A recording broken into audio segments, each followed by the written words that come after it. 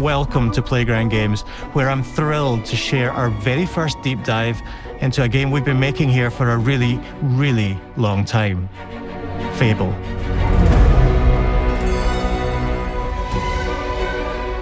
Playground Games is renowned for fun, immersive, and visually stunning open-world experiences. Since 2010, we've been developing the Forza Horizon series right here in Royal Leamington Spa, a charming little town in the middle of England. As Horizon has grown, so have we. Over the past few years, we've built a new team to carry that reputation into a new genre that we are incredibly passionate about. FABLE is Playground's first open-world action RPG, and we couldn't be more proud to be carrying on the work of the legendary Lionhead Studios, the original creators of the franchise. And although our game is a new beginning, I think what we're making is really faithful to the spirit of the classic Lionhead trilogy that we all love. At the heart of our game is a simple, recurring question. What does it mean to you to be a hero? Our game is about choices and their consequences. It's packed with action, drama, British humour, moral dilemmas, and quite a few chickens. All of this combines in a fairy tale which could only be FABLE.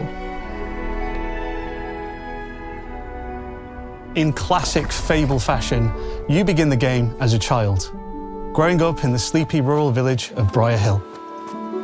It's here that in a moment of extreme danger, your heroic powers first emerge, and we discover that you are Albion's first hero in a generation. But not long afterwards, disaster strikes, and the people of your village, including your beloved grandma, are turned to stone by a mysterious stranger.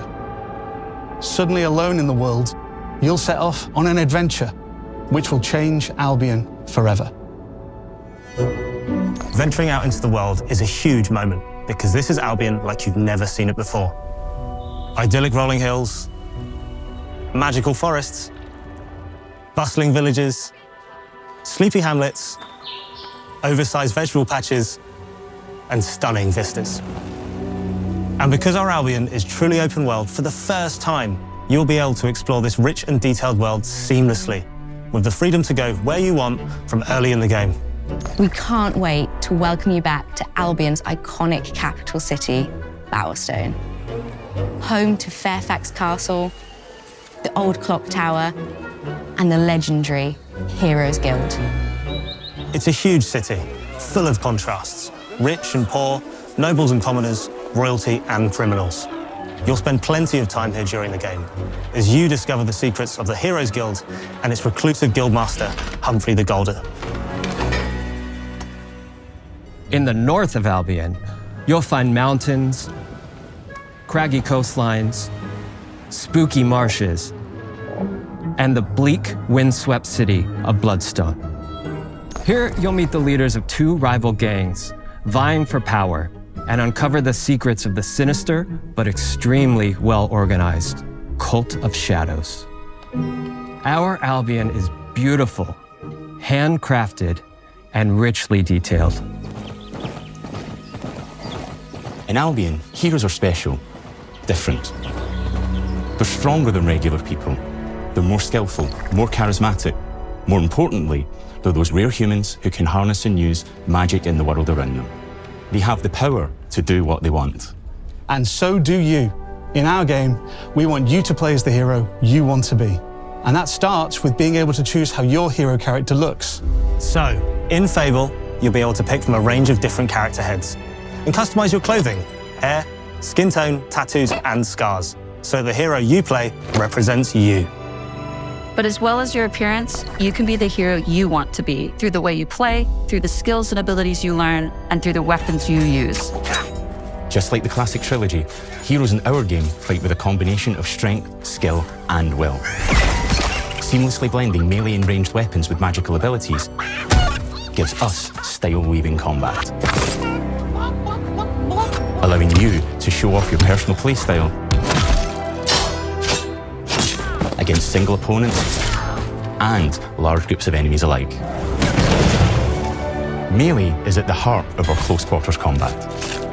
You'll use light and heavy combos, often knocking enemies off balance and executing stylish finishers. Swap to your ranged weapon to bypass enemy guard and deal with troublesome flying enemies. And of course, you'll be able to unleash your powerful spells to both manipulate and devastate your opponents. We're excited to be bringing back some fan-favorite adversaries for you to fight.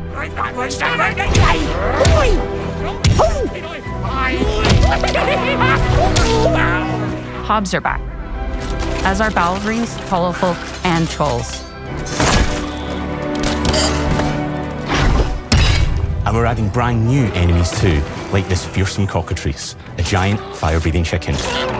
Each enemy family is different, with their own weaknesses to exploit and defenses to overcome. But with all the unique tools in your combat toolbox, how you defeat your enemies is up to you.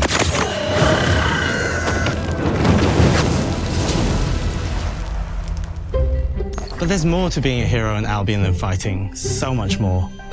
When we talk to people about their favorite memories of the original games, so many of their stories were about the stuff you can do when you weren't just being a hero.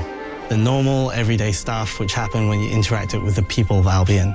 For me, what I remember most vividly are the inhabitants of Albion and the things you can do with them, or to them. The crazy thing about the classic FABLE games was that in the middle of a sprawling RPG was almost a complete other game where you could just mess around with the villagers and townsfolk. And we've built that same experience in the middle of our game too. Buying a house, getting a job, making some money. Romancing a villager, getting married, having kids. Fancy a date?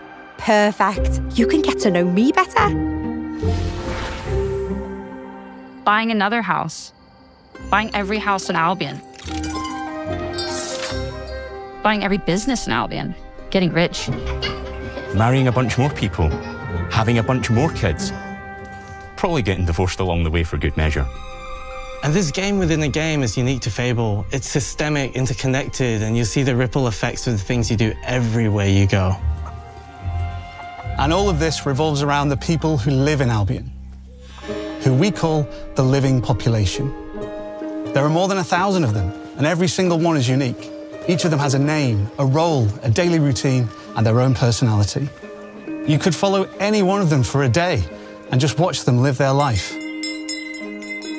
They'll get up, go to work, spend some leisure time on hobbies, then go home to bed. But what's even cooler is that you can talk to every single one of them in fully voiced conversations and interact with them in loads of different ways. Maybe the job they go to is working for you because you hired them to work in one of your businesses. Hey, you. Working hard? How can I help you, boss? Maybe the bed they sleep in is in a house you own because you're the landlord. Or maybe their bed is on the street because you evicted them. All right. Oh, it's you. You're awful.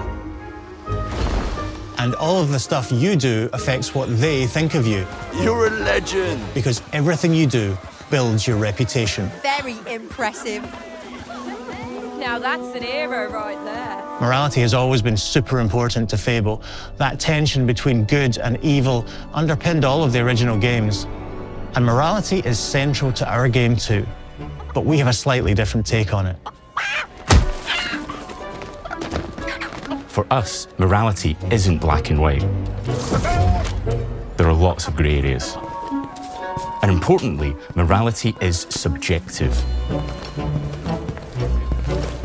No two people see things exactly the same way. And that's how it works in our game too. Everything you do earns you a reputation. And every person in Albion will have a different reaction to you as a result. Hello there. Yeah, we get it. You're rich.